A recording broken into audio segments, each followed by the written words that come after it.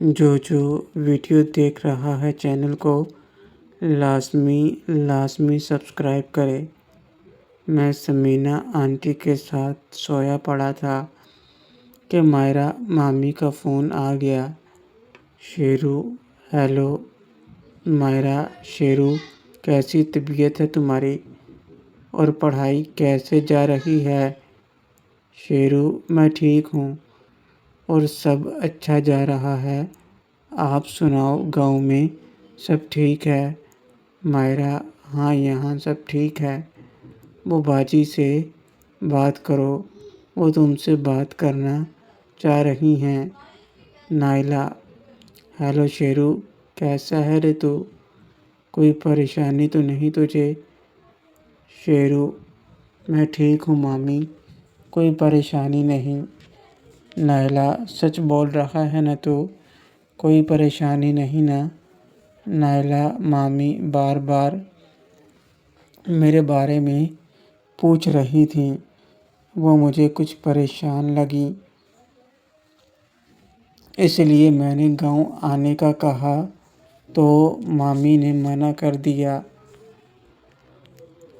Exams کی وجہ سے انہوں نے مجھے ایگزامز ختم ہونے تک یہیں رہ کر پڑھائی کرنے کا کہہ کر فون رکھ کر میں نے دیکھا تو سمینا آنٹی بھی جاگ چکی تھیں۔ پھر وہ کچن میں کام کرنے کے لیے اٹھ گئیں۔ میں بھی آنٹی کی مدد کرنے لگا رات کا کھانا بنانے میں۔ رات کے کھانے کا جب وقت ہوا تو روبینہ بھی آ گئی اور ہم نے ساتھ میں کھانا کھایا۔ سونے کے لیے جب بیڈ روم میں گئے، روبینہ کپڑے چینج کرنے باتھ روم میں چلی گئی۔ آنٹی نے بھی نائٹ ڈریس پہن لیا، مگر جب روبینہ باتھ روم سے باہر نکلی، اس کو دیکھ کر میری آنکھیں حیرت سے پھیل گئیں۔ دراصل اس نے بہت شارٹ ڈریس پہنی تھی اور سامنے کھڑی مجھے دیکھ رہی تھی۔ دروازے پر کھڑی وہ ایک ادا سے مجھے دیکھ کر مسکرا رہی تھی۔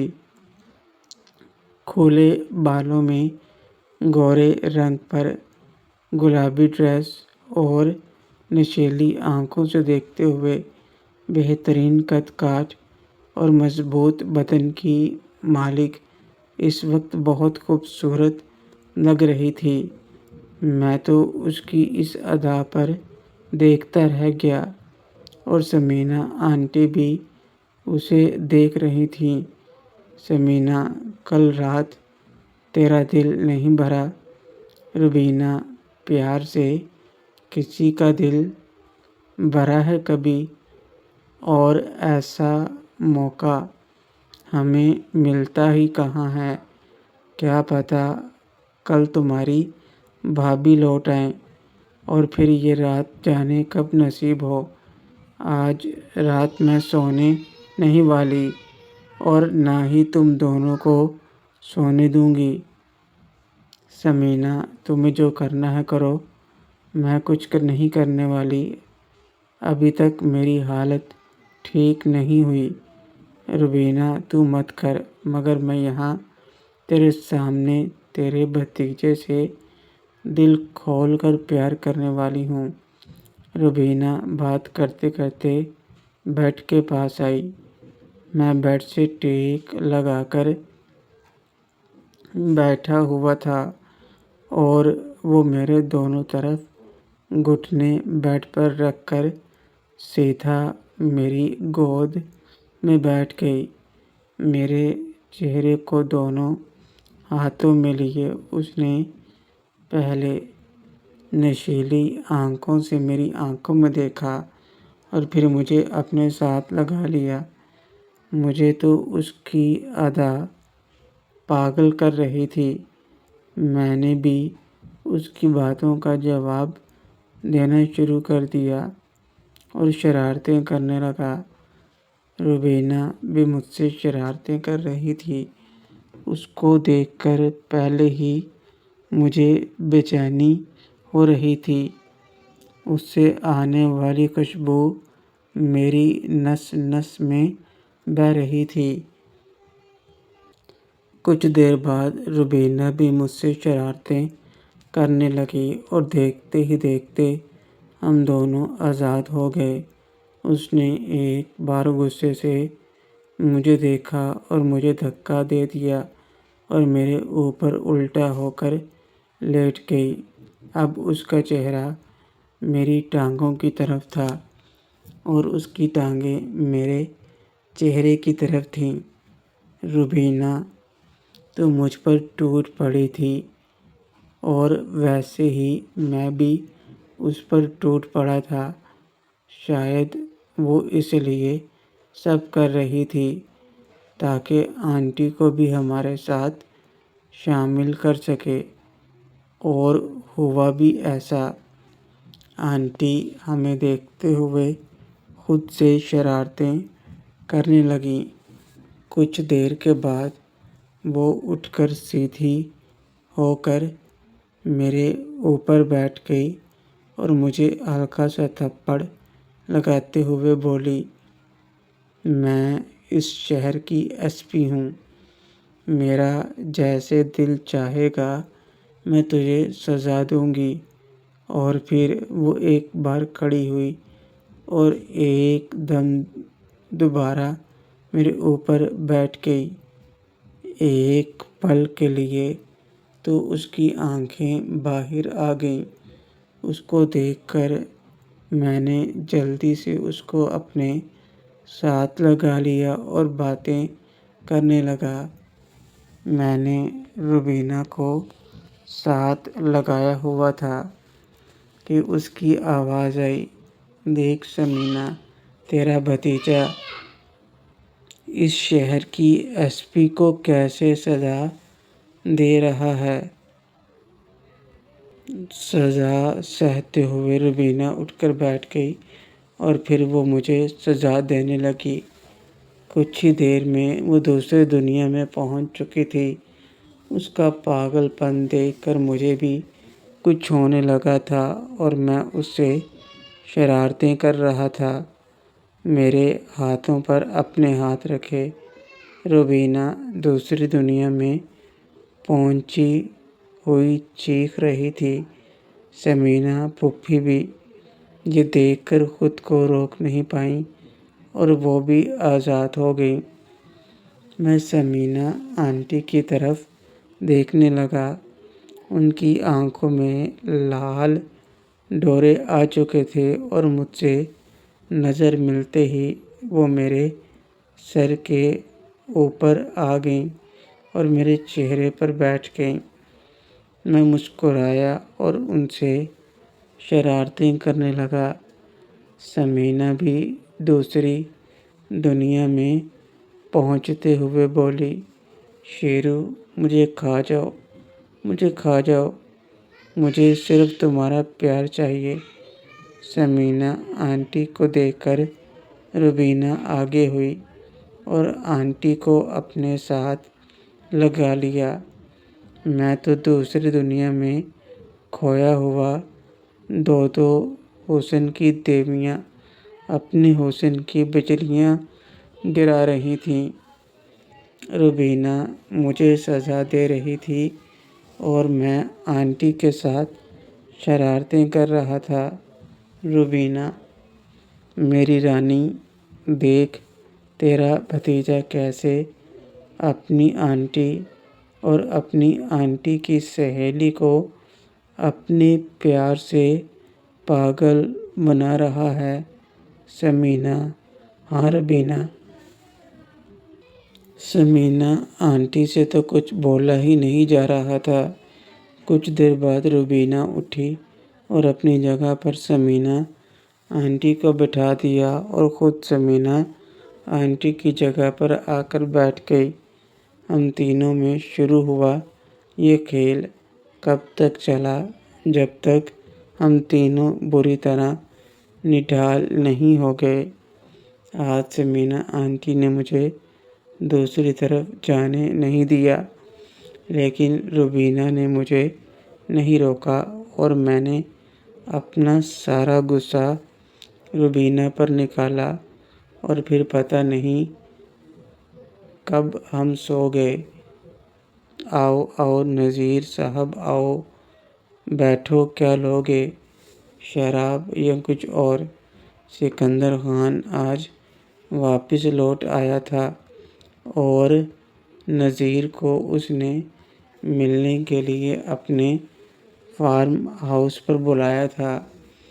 نذیر سکندر خان کے پاس بیٹھ کے، جہاں وہ پہلے ہی اپنے آرام دہ صوفے پر بیٹھا، ہاتھ میں بے حد خوبصورت اور مہنگے تر کانچ کے گلاس میں ہلکے بھورے رنگ کا مشروب برف کے 4 ٹکڑوں میں ملا کر چسکیاں لے کر پی رہا تھا۔ ایک بے حد خوبصورت نوجوان لڑکی ون پیس بلیک ڈریس میں کھڑی تھی۔ سکندر خان نے جب نذیر سے شراب کے بارے میں پوچھا تو اس نے ایک جام بنانے کے لیے کانچ کا گلاس اس لڑکی کو پکڑایا، جو اب سننے کے لیے وہ لڑکی رکی تاکہ وہ سامنے کانچ کی شیلف میں موجود 1 درجن بوتلوں میں کوئی اٹھائے۔ نذیر چودھری ایک نظر اس لڑکی پر ڈالنے کے بعد سکندر خان کو دیکھنے لگا اور صرف اسکوچ کا پیک بنانے کا ہی کہا۔ نذیر، اسکوچ لگا دیں، آپ نے آنے میں بہت دن لگا دیے۔ سکندر خان، تمہیں تو پتہ ہے فوراً کسٹمر کے نخرے، انہی کو مطمئن کر رہا تھا۔ تم بتاؤ کون سا جو کام تھا جو تم کہہ رہے تھے اس دن فون پر؟ سکندر خان نے سیدھا بات شروع کر دی، جیسے اسے جلدی تھی یہ میٹنگ ختم کرنے کی تاکہ وہ بعد میں اس خوبصورت لڑکی کے ساتھ وقت گزار سکے۔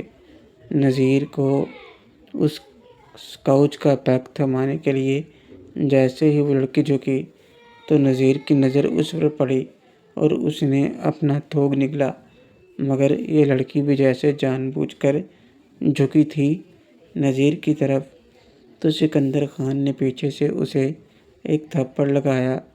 نذیر کو بھی اپنی بات کہنے کے لیے ہمت کی ضرورت تھی سکندر خان کے سامنے، اس لیے اس نے اسکوچ کا پیک پکڑا اور ایک ہی بار میں پورا گلے سے نیچے گرا دیا۔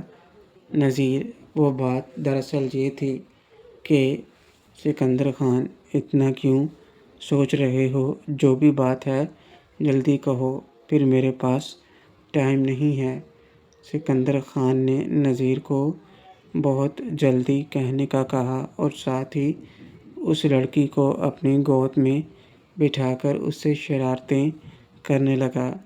نذیر، آپ تو جانتے ہیں کہ محمود بھائی کا ایک بیٹا بھی تھا۔ نذیر نے ابھی صرف اتنا کہا تھا۔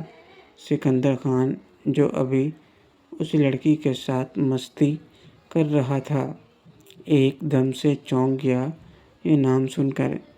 سکندر خان، وہ تو کب کے مر کھپ چکے، آج تم ان لوگوں کا ذکر کیوں کر رہے ہو؟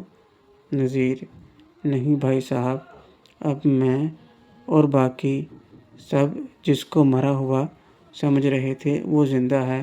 محمود کا بیٹا شیرو زندہ ہے۔ یہ بات سنتے ہی سکندر خان یکدم سے کھڑا ہو گیا اور اس کے ہاتھ میں پکڑا ہوا گلاس زمین پر گر کر چکنا چور ہو گیا۔ سکندر خان کے چہرے پر اس طرح کی حیرانگی تھی جیسے کوئی بھوت دیکھ لیا ہو، اور پھر اگلے ہی لمحے غصے سے چہرہ اچانک لال ہو گیا۔ سکندر خان کے بدلتے تیور دیکھ کر وہ لڑکی تو 4 قدم پیچھے ہٹ گئی۔ نذیر چودھری بھی سکندر خان کے تیور دیکھ کر سکتے میں آ گیا۔ اسے اندازہ نہیں تھا سکندر خان اس طرح غصے میں آ جائے گا۔ سکندر خان، کیا بکواس کر رہے ہو تم نذیر۔ نذیر: بھائی صاحب، یہ سچ ہے سکندر خان، یہ بکواس ہے، وہ مر چکے ہیں، میری آنکھوں کے سامنے سب جل کر خاک ہو گیا تھا۔ نذیر: آپ کی آنکھوں کے سامنے؟ مگر آپ تو اس دن شہر میں نہیں تھے نا؟ سکندر خان: میرا مطلب ہے ان سب کی لاشوں کو ہم نے دفن ہوتے دیکھا تھا، تو پھر اس کا بیٹا کیسے بچ گیا، اس بارے میں نذیر: یہ تو پتہ نہیں، مگر جیسے بھی ہوا وہ بچ گیا ہے، اور آپ جب اسے دیکھیں گے آپ ایک لمحے میں پہچان جاؤ گے اسے بالکل۔ محمود بھائی پر گیا ہے، اور آنکھیں رضیہ بھابی جیسی، حالانکہ سرور بھائی صاحب اور باقی سب نے اس کی پہچان چھپا کر رکھی ہے، اور شاید وہ لڑکا بھی اس بارے میں نہیں جانتا، مگر لگتا ہے ثمینہ جانتی ہے۔ سرور کا نام سن کر سکندر خان کا غصہ مزید بڑھ گیا، اور جب ثمینہ کا نام نذیر نے لیا تو اچانک سے سکندر خان کے دماغ میں مار پیٹ کرنے والا ناصر نہیں، محمود کا بیٹا تھا۔ نذیر: کہاں کھو گئے خان صاحب؟ مجھے پتہ تھا آپ یہ خبر سن کر ضرور حیران ہوں گے، جو بھی ہو وہ آپ کا بھتیجا ہے، مگر اسے پتہ نہیں کہ وہ اتنے بڑے آدمی کا بھتیجا، اور یہ کمپنی اس کے والد صاحب کی شروع کی ہوئی ہے، ایک چھوٹے سے گاؤں میں رہ رہا ہے وہ، جبکہ اسے محلوں میں ہونا چاہیے تھا۔ میں اسی لیے آپ کے پاس آیا ہوں کہ آپ اسے گھر لے آئیں، آخر وہ آپ کا خون ہے۔ سکندر خان: خبردار، اس گندے کو ہمارا خون کہا تو وہ ہمارا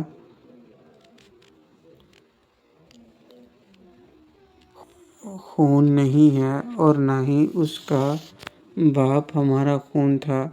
میرے باپ کی عقل ماری گئی تھی جو وہ دوسری بیوی لے آیا۔ ہماری ماں کے مرنے کے بعد نفرت تھی مجھے اس عورت سے اور اس کی اس گھٹیا اولاد سے۔ وہ سام تو مر گیا تھا، پتہ نہیں یہ کیسے بچ گیا۔ سکندر خان کی باتیں سن کر نذیر چودھری کے چہرے کے تمام رنگ اڑ گئے، اس کا چہرہ سفید پڑ گیا۔ آج تک سکندر خان نے یہ باتیں نذیر سے نہیں کہی تھیں کبھی بھی۔ محمود کے مرنے کے بعد سکندر خان نے نذیر کو اپنے ساتھ کر کے چاہے سب کچھ اپنے نام کروا لیا تھا، مگر اس کے دل میں اس قدر نفرت تھی محمود کی ذات سے، یہ وہ نہیں جانتا تھا۔ گھریلو مسائل ہی سمجھے تھے نذیر چودھری نے محمود کی طرف سے ایسے ہی چھوڑے گئے اپنے خاندانی گھر کو۔ وہ سب محمود اور سکندر کے ملنے سے پہلے ہوا تھا، اس لیے نذیر نہیں جانتا تھا، اور نہ کبھی محمود نے اس بات کا ذکر کیا تھا۔ الٹا محمود ہمیشہ صاف دل کے ساتھ رہ رہا تھا اپنے اس سوتیلے بھائی کے ساتھ، مگر یہاں تو جیسے معاملات اس کی سوچ کے بالکل برعکس تھے۔ نذیر: لیکن خان صاحب، اس میں اس بیچارے کی کیا غلطی ہے؟ یہ سب ویسے بھی اس کے باپ کی محنت سے بنا ہے، تو کچھ حصہ اس کو بھی تو دیا جا سکتا ہے۔ سکندر خان: اوئے بڈھے، تو پاگل ہو گیا ہے کیا؟ یہ میری محنت کا نتیجہ ہے۔ میں نے محنت کر کے اتنا بڑا کاروبار بنایا ہے اور تو کہتا ہے کہ یہ اس کے باپ کی محنت ہے۔ نذیر: میرا مطلب ہے پھر بھی خان صاحب آپ کا بھتیجا ہے، کچھ حصہ تو اس کو دے دیں۔ سکندر خان: ایک پھوٹی کوڑی بھی نہیں دوں گا اسے میں، اور نہ اپنے خاندان کا نام۔ سن لے وکیل، تو نے بھی اگر اس بارے میں اس سے کچھ کہا یا بتایا تو تیرے لیے بھی ٹھیک نہیں ہوگا۔ سکندر خان کو تم اچھی طرح جانتے ہو۔ سکندر خان نے تو کھلی دھمکی دے ڈالی تھی نذیر چودھری کو، جس کو سن کر اس کو بھی پسینے آنے لگے تھے۔ نذیر: بھائی صاحب، وہ بہت اچھا لڑکا ہے، اس نے میری بیٹی کی جان بچائی ہے، پلیز آپ ایک بار اس بارے میں۔ سکندر خان: تجھے میری بات سمجھ میں نہیں آتی؟ میرے خلاف جائے گا تو انجام جانتے ہو نا۔ اب جاؤ یہاں سے اور غلطی سے بھی اس کی طرفداری کرنے کی کوشش مت کرنا ورنہ۔ سکندر خان نے انگلی دکھا کر غصے کا اظہار کرتے ہوئے جس طرح دھمکی دی، نذیر ہاں میں گردن ہلاتا ہوا وہاں سے نکل گیا۔ سکندر خان کا تو دماغ گھوم گیا تھا۔ اس نے فوراً فون نکالا اور کسی کو کال لگا دی، اور دوسری طرف سے جیسے ہی فون اٹھایا، سکندر خان اس پر برس پڑا۔ سکندر خان: تم نے اچھا نہیں کیا میرے ساتھ دھوکہ۔ محمود کا گندا خون زندہ ہے، یہ بات تم نے مجھ سے چھپائی، مجھے دھوکہ دیا ہے اور تمہیں اس کی قیمت چکانی پڑے گی۔ بنا دوسری طرف والے کی بات سنے سکندر خان نے فون کاٹ دیا اور شراب کی بوتل کو تھما کر 4 سے 5 گھونٹ گلے میں اتار لیے، مگر اس کا غصہ کم ہونے کا نام نہیں لے رہا تھا۔ پھر سے اس نے اپنا موبائل نکالا اور کسی کو فون کیا۔ سکندر خان: کہاں ہو تم؟ اسی وقت میرے پاس آؤ، میرے فارم ہاؤس پر، ابھی اسی وقت۔ پھر سے فون کٹ ہو چکا تھا اور سکندر خان غصے سے بھرا کچھ سوچ رہا تھا۔ جو لڑکی یہاں موجود تھی، سکندر خان کو خوش کرنے کے لیے، وہ بھی سکندر خان کو غصے میں دیکھ کر چپ چاپ نکل گئی۔ وہیں نذیر گھبراتا ہوا اپنی گاڑی میں بیٹھ کر جلدی سے وہاں سے نکل گیا۔ اپنی بیٹی کے کہنے پر وہ جو کرنے کا سوچ رہا تھا، اس کا ذکر کرنے پر ہی اسے سیدھی دھمکی مل گئی تھی، اور اس کا انجام کیا ہو سکتا ہے وہ اچھی طرح سے جانتا تھا۔ اب اسے ڈر ستانے لگا تھا، کہیں سکندر خان اسے یا اس کی بیٹی کو کچھ نہ کر دے۔ اس کشمکش میں مبتلا وہ گاڑی چلاتا ہوا اپنے گھر کی طرف رواں دواں تھا۔ اس کا ضمیر اس کو جھنجھوڑ رہا تھا، مگر دل کی کیفیت الگ تھی۔